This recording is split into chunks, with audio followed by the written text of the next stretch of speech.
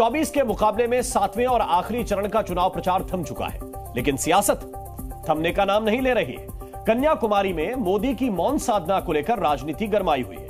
विपक्ष इस पर सवाल उठा रहा है, लेकिन विपक्ष के विरोध को दरकिनार कर मोदी कन्याकुमारी में विवेकानंद रॉक पर ध्यान और साधना शुरू कर चुके हैं। आपको दिखाते हैं एक खास रिपोर्ट।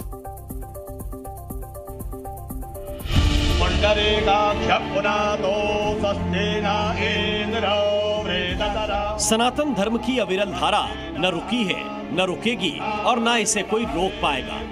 पीएम मोदी के ऐसे विचार और समर्पण की झलक आज फिर दुनिया देखकर दंग रह गई। भारतीय संस्कृति और सनातन धर्म से गहरा नाता रखने वाले मोदी की भक्ति की शक्ति दुनिया बीते कई सालों से देख रही है।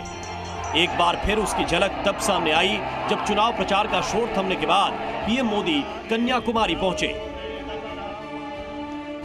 हेलीकॉप्टर से लैंड होने के बाद वो सीधे कन्याकुमारी मंदिर पहुंचे, जिसे भगवती देवी अम्मन मंदिर के नाम से जाना जाता है।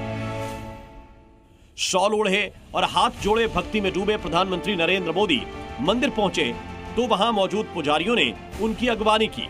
फिर उन्होंने मंदिर में पूजा पाठ की और फिर वहां परिक्रमा भी की।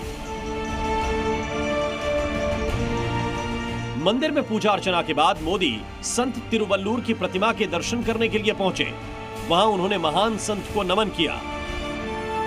दरअसल प्रधानमंत्री नरेंद्र मोदी आध्यात्म की तलाश में कन्याकुमारी पहुंचे हैं। सिर्फ 17 साल की उम्र में हिमालय की यात्रा कर चुके मोदी का आध्यात्म से गहरा नाता रहा है। अब एक बार फिर दुनिया 2014 और 2019 की तरह मोदी को तप साधना में डूबते हुए देखेगी। तन को साधना और मन को बांधना असली तप है। प्रधानमंत्री नरेंद्र मोदी चुनावी तप को पूरा करने के बाद आध्यात्मिक प्रवास पर कन्याकुमारी पहुंच चुके हैं, जहां वो विवेकानंद रॉक मेमोरियल में 45 घंटे तक साधना करेंगे।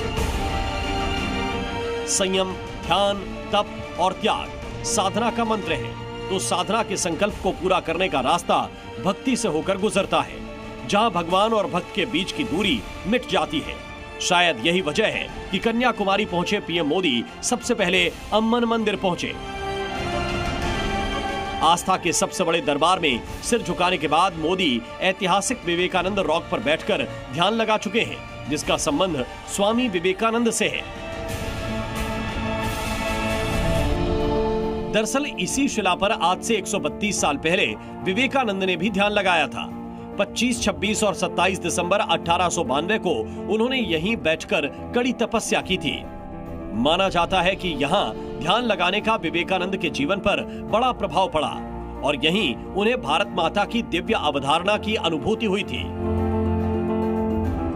कहते हैं इसी शिला पर बैठकर विवेकानंद ने विकसित भारत, श्रेष्ठ भारत का सपना देखा था, जिस सपने को साकार करने की जिम्मेदारी प्रधानमंत्री नरेंद्र मोदी 132 साल बाद अपने कंधे पर उठा चुके हैं। नरेंद्र से नरेंद्र के इस आध्यात्मिक सफर की चर्चा देश और दुनिया में खूब हो रही है, तो वहीं इस पर सियासत भी गरमाई हुई है।